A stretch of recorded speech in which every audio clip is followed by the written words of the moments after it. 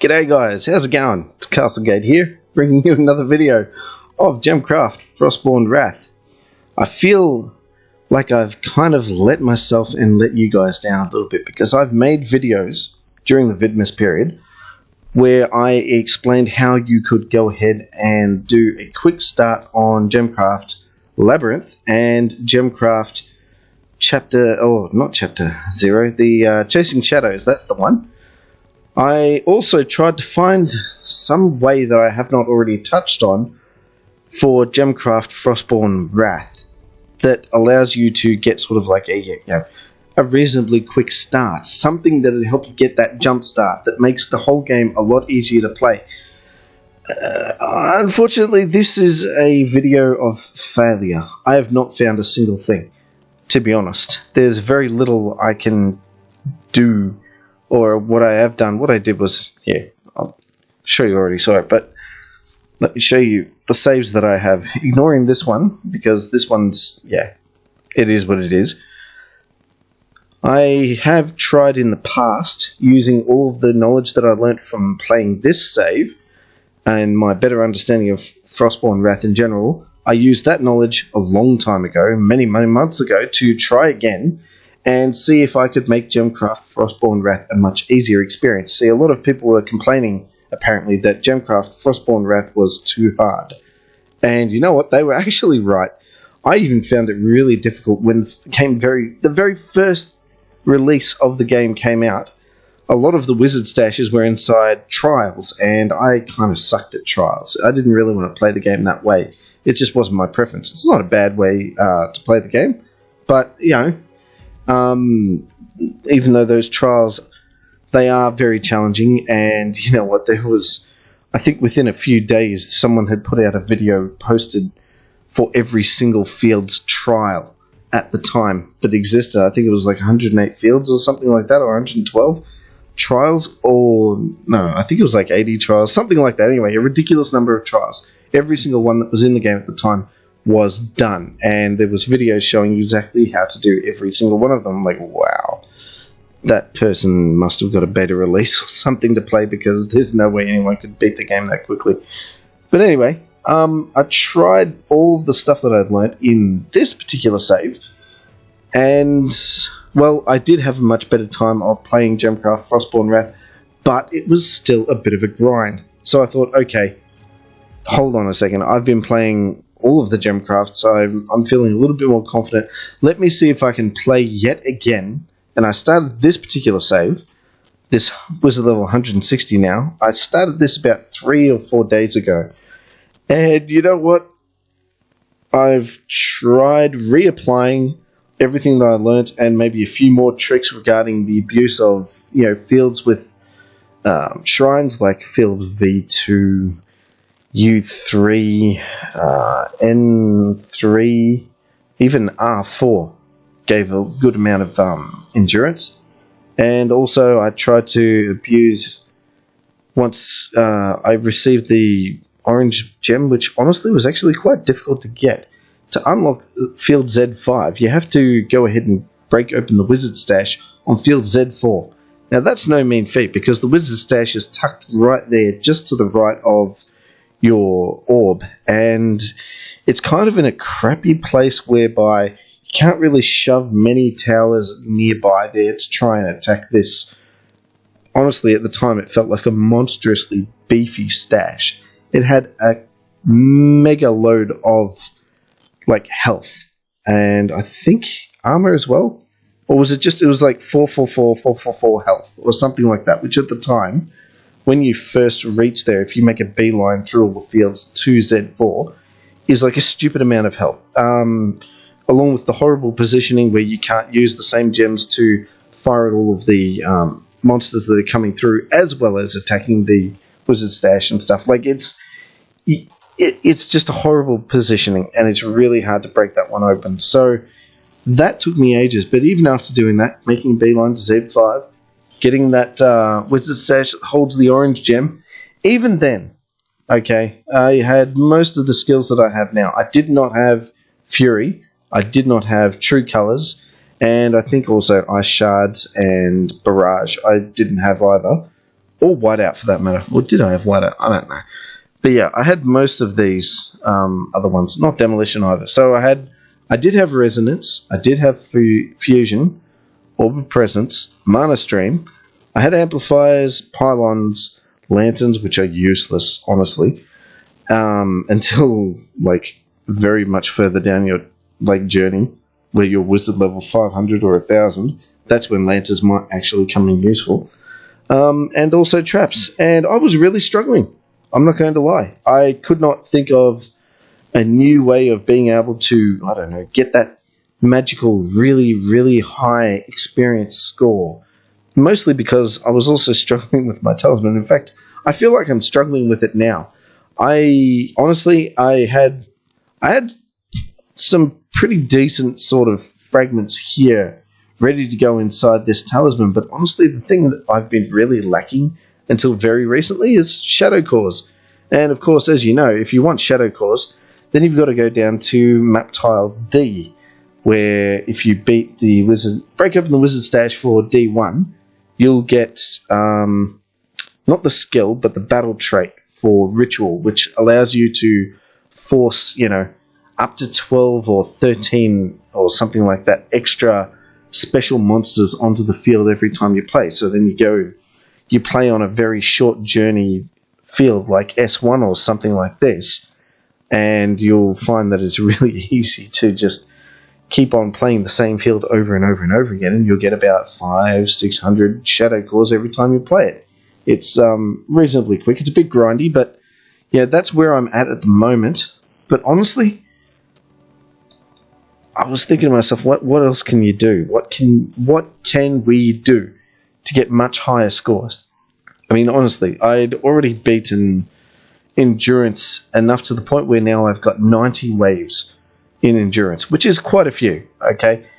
Put it this way, it's more than if I go ahead and put out as many of the towers as I can in endurance, and also, towers, traps, and lanterns. Put as many of those as I can until all three of those buildings cost me around about almost 1,000 mana each, and stuff them full of grade 2, grade 3, grade 4 gems, and also have maybe 1 or 2 towers with grade 6 or 7 or 8 gems in them, just to really get up the boost, so you can get not only a lot of damage coming from your shrine every time you fire it off, but also a high multiplier. I usually max out at about, say, 90,000 hit points worth of damage with the lightning bolts from the shrine.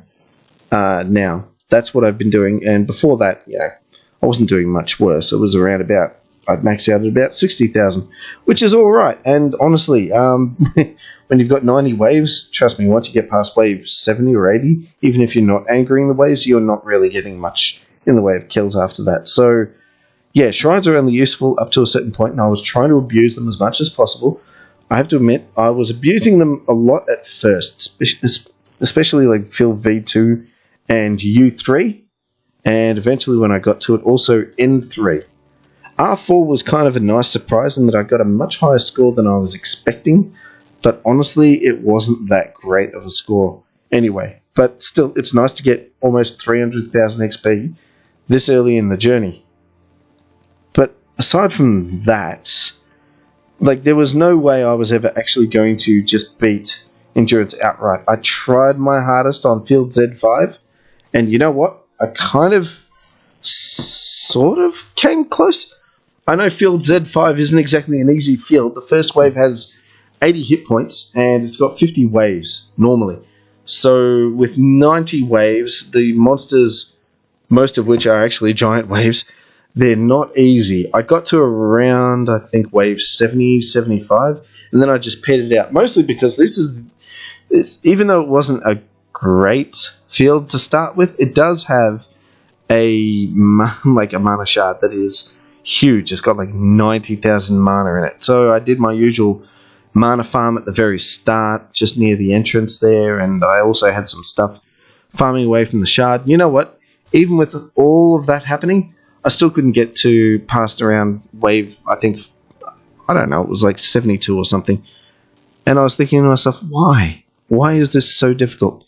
I mean, I know I don't have bleeding and I don't have critical hit, so not great in terms of being able to just put down raw damage. Even if I have armor tearing isn't going to have much of an impact. And I did have armor tearing actually in my main gem, but still, it just, you know what, armor tearing has a limited use, and that is for taking armor out of all of the monsters. You still have to deal with all the hit points, and when monsters are coming in with, like, you know, 30,000, 300,000 hit points, you need something that is going to do a lot more damage than your basic gems, even if you upgrade them to, I think grade 9 is usually where I end up. Grade 9 surrounded by grade 5 or grade 4 gems completely in 8 amplifiers. Honestly, the damage is just not there. So I was wondering, okay, maybe Z5 is a bad field to do. What about another one with mana shards? Z1, no, that doesn't have mana shards. What about Z3? We don't have bleeding, which kind of sucks, because honestly, this early in the game, bleeding is actually more useful than critical hit, because critical hit only does a little bit more damage some of the time, whereas bleeding does a guaranteed more amount of damage all the time. So yeah, bleeding is much better. This could have been an amazing field to do in endurance, just because it has critical hit, but without bleeding, I don't know. It's got a lot of mana shards in it, so you know what, I might try this again off camera. But where else can you go this early in the game? I mean, where am I right now? Okay, let me show you the progress. I'm currently chewing through Field J just because I knew that Field J1 had true colors and I badly needed it. Was it J1 that had true colors? Or, I can't remember. Maybe it was E or G or something like that. I forget. Anyway, I only just recently got true colors, but Field J2 has a shrine on it, and whenever I do, at least in games like this where I'm only wizard level 160, I've noticed that when you do endurance on fields with shrines, the nice little side bonus is that also you tend to, once you've done your endurance, okay, when you do endurance, you are putting up some of the battle traits. And the further down the whole map your field is with your shrine that you're attempting, the more better the range is for your fragments that you pick up when you make kills. And because you're using shrines, you're going to make a lot of kills. So you're probably going to pick up a few fragments, at least 2, maybe 3, and they might be of a decent rarity. So I've noticed that that is actually a good side effect of taking on fields further down the map that have shrines in them. So even if you don't get a higher XP score than you did previously, you might get a couple of decent fragments, and then one of them might be useful because of its markings and its shape. So that was a nice little side bonus that I noticed. But like I showed you before, I'm not struggling for fragments. In fact, I can't wait to get this one in there somewhere. This one's going right in here. As soon as I get 6,000 shadow cores, and then probably another 3,000 to upgrade this bad boy. What have we got? 11 levels of upgrade to get all skill levels lit up. Oh, geez. You know what? That's going to be more than 3,000. So I'm going to need like 10,000 shadow cores. Right now I'm at 4,000. This is where I'm at. I need shadow cores. And believe it or not, it was hard enough to try and get the ritual battle trait, but I can't even crack open Field D4's wizard stash. It's got 777,777 hit points, which isn't so bad. What is bad is it also has that number again in armor as well, and it's kind of tucked away down there in the bottom left. Now, it's not that much of an issue, I'm going to be honest. It's doable because we have armor tearing, as always. We have bleeding, and we also have mana. And we have critical hit. So it should kind of be doable, but I'm finding that in endurance, especially this far down the track, where the first wave starts with 136 hit points, and we have 70 waves to go, even with practically no battle traits on, except for maybe a little bit of, what's it called? This one, Overcrowd. Just a little bit, just 3 into Overcrowd. That's all I'm doing, just to get a little bit more monsters on the field at the start so I can get my mana up faster, basically, so I can ramp up the power of the gems that I'm using. Even with that, I'm finding I'm struggling to, right now, even make a dent in the wizard stash in field D4. I think the best I did was I got the armor down to about 600 or 550,000, give or take, a little bit, and that's it. So field D4's wizard stash, I can't crack it open. I'm going to say right now, I can't. Field D2, I think D2 was actually the one with the ritual battle trait. So yeah, I cracked that open. Oh no, one of these two had the ritual battle trait. And lastly, D3, I can't even beat this field. I'm not going to lie to you. I did pass all of the waves, but when it came to try and take down those little arcane guardians, all 4 of them, no. I couldn't even kill one before all of them basically converged onto my orb and destroyed me. So I'm kind of in an impasse right now. It's almost as though I literally cannot just keep on trying to progress in the game. I forgot that this is how hard the game actually was. I need to actually backtrack. I need to use, at the very least, ritual, which I got, to basically abuse field S1 over and over and over again to try and get as many bloody shadow cores as I can, so that I can go ahead and upgrade everything and get stuff more ship-shape in my talisman, so that I can afford to basically beat the things that I cannot beat right now. I'm just wondering, is this really how it is? Not only did I fail to actually find a way to do this easily, I'm struggling.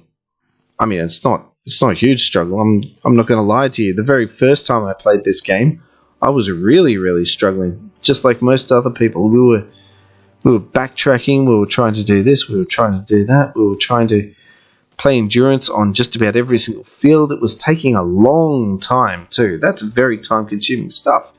So I'm wondering, do you know?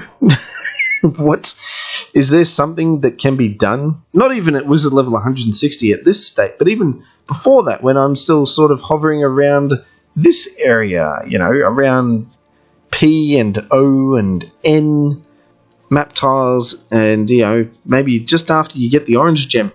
What can someone do to, like, you know, basically skip ahead a little bit and make their lives a lot easier in Frostborn Wrath? What is the strategy? What am I missing out on? Is there something? I mean, well, field X4 doesn't have much in the way of mana shards, but that could be another area to do endurance with, because, well, we do have critical hit there. Mind you, critical hit, seriously, it sucks at this level. You really do need the critical hit gem as a skill in order to make it actually work well, because honestly, as it stands, it's like a very small percentage chance of doing a critical hit, and even then, it's like, here's an extra 10, 15 or 20% damage for you, buddy, and that'll only happen 10, 15 or 20% of the time. It's like, well, what's the point of that? Let's just get bleeding. At least it makes the monsters always take about 10, 15% more damage from all sources as well. So it ends up becoming more of a support thing than anything. Yeah, this is the video. I have failed so far to try and find a method other than what I've touched on previously, which is basically go ahead and get the mana gem, crack open every single wizard stash that you get along the way, then progress all the way down until you get to field D, or map tile D, and then go ahead and crack open the wizard stashes that you need to go ahead and get ritual as a battle trait, and I don't know, whatever the skill is that sits just here. I forget what it's called, but yeah, that skill.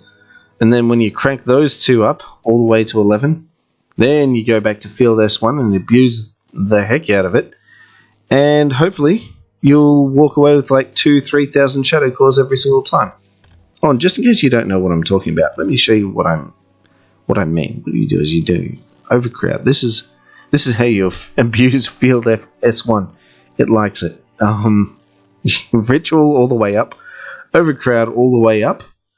Don't worry about the drop rarity range too much. You're doing overcrowd mostly because you just want more mana from monsters that have been killed. I mean, you could do this. It doesn't really matter that much. There's not many, like, there's only 14 waves, so it's not like things are going to get out of control really quickly. You could even do something like this, you know, make the giants a little bit more frequent and faster and all of that stuff.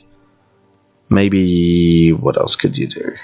You could do Dark Masonry because it's only going to trigger once because you'll only get to wave 10 or 11 and then that's it. So that's still quite manageable, that sort of thing.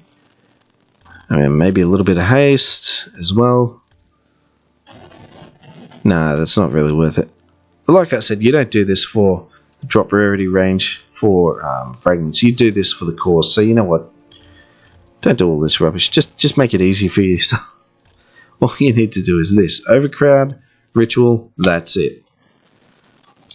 And this is kind of where I'm stuck at the moment.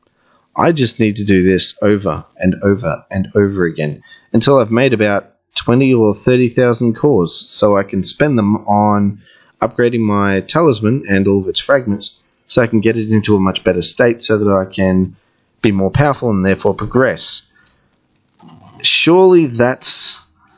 like, yeah, it's not the only thing I can do, but so far it seems like it's the most boring, most grindy, but the best thing that I can do right now. Please, someone tell me I'm wrong. This doesn't seem right.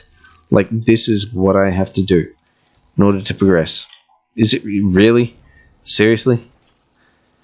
Oh, and I didn't even set up my skills so that they would favor this sort of run. Fantastic.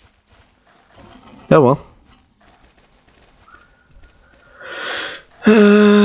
Okay, so what I need to do is I need to go ahead and put a few pylons down, just sort of like this, so that it kind of allows me to artificially extend the range of my main killing gem, so that when shadows like that come down, what I can do is I can set priority to special for all 4 of my pylons, and then use this to attack the pylons. Oh, nope. Maybe that one instead. There we go. And they can quickly take out things like shadow... Ooh, hello. By the way, when you're doing stuff like shadow core farming like this, always keep an eye out in the corners for wizard hunters to come in. You have to get rid of them very quickly because they don't have a lot of options to shoot at, and more often than not they'll attack something in this cluster here, so be very wary. Okay. Oh, there we go. Nope. Come here. Nope, you're going over there. Alright, sure. Come on, just a little closer. Perfect. And alley-oop.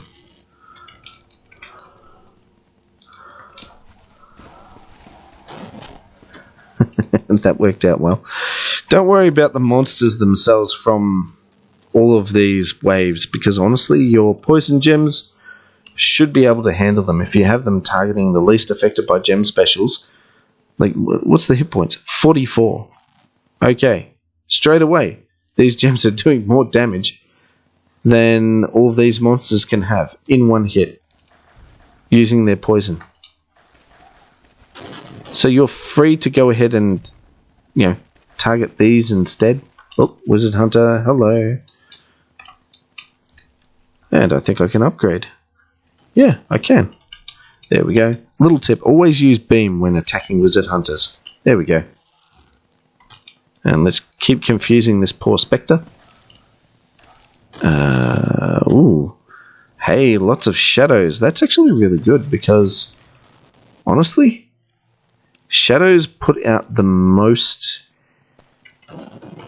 let's see, weaken him. Shadows put out the most in terms of shadow core output from flying ones. It's shadows and spires, actually. Wizard Hunters don't put out much. In fact, they put out the least. Oh god, that language. I just realised I'm just inviting a whole bunch of comments, aren't I? Yes, shadows put out the most. Ah. Anyway, moving on. Let's see. There we go. Give that spire a little bit of the beam treatment, and this one as well. And we're done. Basically, this is what I have to do. Over and over and over again. And it should net me around 500 shadow cores every time. There you go, 580, 550, something like that. Is this really what I'm supposed to do? Once I get down to field D1 or 2 or whatever it is and get the ritual, do I do that? Is that really all there is to this game? Just gates of constant backtracking in order to get better situated with your talisman so you can progress further. Oh, hello. Finally. Alright, what was supposed to go here? I don't have much. Should I save that for something else? All I'd put in there is this. That would give me a little bit more. Nah. I'm going to save for the... Ooh, am I? Am I? I don't know. But anyway. That's Gemcraft Frostborn Wrath for you. It started out very difficult. It's still difficult. Even... You know what? If you play the game in chilling mode, it is a lot easier. I'm not going to lie to you. Especially the whole shadow cores thing. You'll find you'll have more shadow cores than you can spend. Almost all of the time. Straight out of the gate. I've already tried a game in chilling.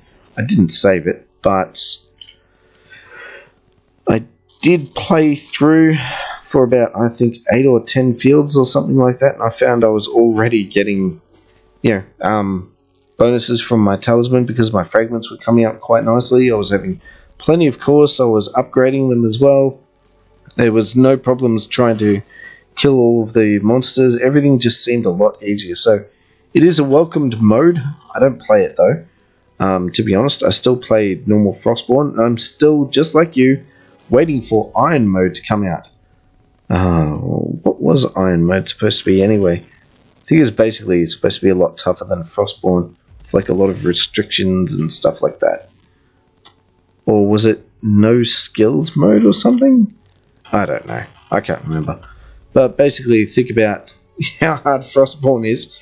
Crank that up to 11 yet again, and that will be Iron mode. That'll be interesting when it does come out. If it ever does come out, I don't know. Is the developer even working on that? Not sure. But anyway, yeah, if you know of a better way to play Frostborn Wrath in Frostborn mode, other than the ways that I've told you, and basically the things that I've said work best. I have to admit, I have not gone through my achievements so far, and I have not gone ahead and tried to identify any mods. So I suppose that's something I haven't done. I've been a bit lazy. I could try that. Actually, I should try that. I'll do that off camera as well and see how I go. See if I can get a couple of the good mods here that basically give you more cores all up and more mana all up. I think I forget what they do, but there's a couple of really good ones there that actually do make your life a lot easier. So there you go. But that's something I've touched on previously, so it's already known. I have nothing new, unfortunately. So, on that note, I'm sorry guys, and hope you had a great Christmas and a New Year. I'll see you next time. Ciao.